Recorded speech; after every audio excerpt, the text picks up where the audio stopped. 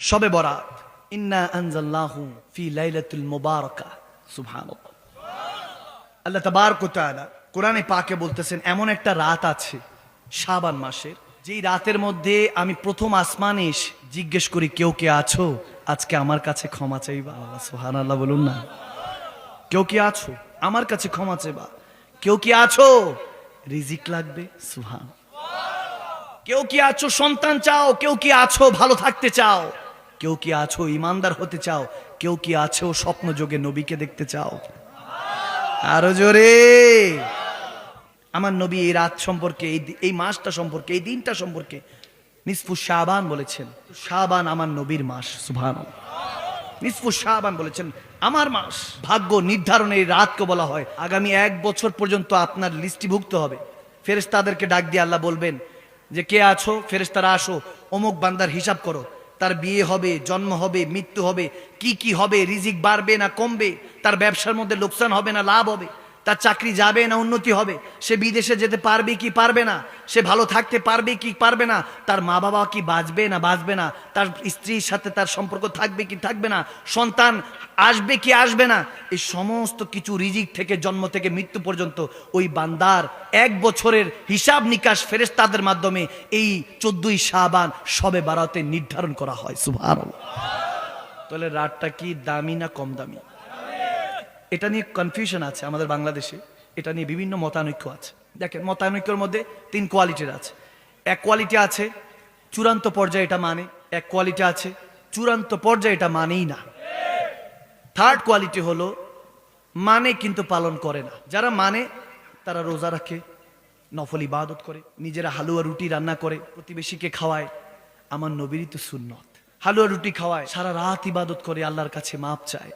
এখন অনেকে আমার কাছে জিজ্ঞাসা করেছেন, হুজুর ইবাদতের সিস্টেমটা কি? আমি বলে দিচ্ছি, কি কষ্ট হচ্ছে বাবা?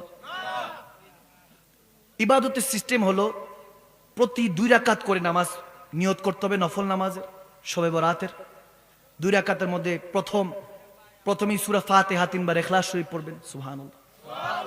আবার দ্বিতীয় রাকাতে সূরা ফাতিহা 3 বার ইখলাস শরীফ পড়বেন। সুবহানাল্লাহ। এভাবে প্রতি রাকাত পড়তে হবে। পারবো তো ইনশাআল্লাহ? 2 রাকাত পর 4 রাকাত পড়বেন। 4 রাকাতের সময় তাসবিহ তাহলিল করবেন, বেশি বেশি করে তাসবিহ তাহলিল করবেন। যেমন এটা করতে পারেন, সুবহানাল্লাহি ওয়া বিহামদিহি সুবহানাল্লাহিল আযীম। এইটা বেশি বেশি করতে পারেন, এটা আমলনামা ভারী করে। সুবহানাল্লাহ। আমার নবীর বুখারী শরীফের শেষ হাদিস। তো বেশি বেশি করে দুরুদ ইস্তিগফার পড়বেন। এভাবে কেউ 10 রাকাতের নিয়ত, কেউ 8 রাকাতের নিয়ত, 4 রাকাত করেই পড়তে হয়। কেউ 8 রাকাত, কেউ 12 রাকাত, কেউ 16 রাকাত, কেউ 20 রাকাত, কেউ তো 100 রাকাতও পড়ে। সুবহানাল্লাহ। যার যতটুকু সমর্থ পড়বেন, তারপর রোজা রাখার নিয়ত করবেন। এখন সবই ঠিক আছে, নিসফু শাবান, শবে বরাত সবাই পালন করব, কিন্তু প্রবলেমটা হয় এটাকে যারা বলে যে জায়েজই নাই। নাউজুবিল্লাহ।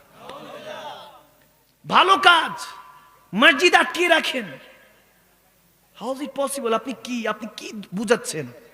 আপনি যদি শবে বরাতের দিন মসজিদ তালা দিয়ে রাখেন যে এই দিন বেদাতি দিন, নাউজুবিল্লাহ, তো কি করছে বান্দা? ইবাদত করছে, নফল নামাজ পড়ছে, রোজা রাখছে, বান্দা নিজে পাকিয়ে অন্যকে খাওয়াচ্ছে, যেটা উল্টাপাল্টা কাজ, সেটার আমরা সব সময় বিরোধিতা করি। কিন্তু শবে বরাতে যারা ইবাদত বান্দি করবে তাদের জন্য যদি মসজিদ বন্ধ করে দেন, তাহলে তো আপনার মতো বখিল, কৃপণ, আপনার মতো কমিনার দুনিয়ার মধ্যে কেউ নেই।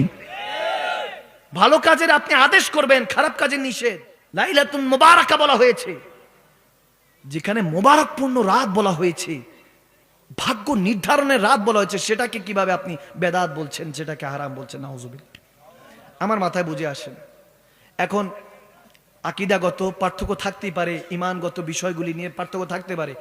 এখন যার ভালো লাগে বাবা করবেন, যার ভালো লাগে না তাদের করবেন না। আমি বলি, সবার কিসমতে ইবাদত থাকে না, সবার কিসমতে ঈমানও থাকে না। আরে 5 ওয়াক্ত নামাজ তো সবাই পড়ে, তাহাজ্জুদ পড়ার কিসমত কি সবার থাকে? বুঝার বিষয়। কষ্ট হয়েছে। আল্লাহ আমাদেরকে শবে বরাতটা সুন্দরভাবে পালন করে, ইবাদত বান্দিগির মাধ্যমে পালন করে, আল্লাহ আমাদেরকে শবে বরাতের মধ্যে, এই ভাগ্য রজনীর নির্ধারণের দিনের মধ্যে বেশি বেশি করে ইবাদত করে আল্লাহ রাসূলের কুরবাত নৈকট্য হাসিল করার তৌফিক দান করুক। আরো উচ্চ আওয়াজ বলুন আল্লাহুম্মা আমিন।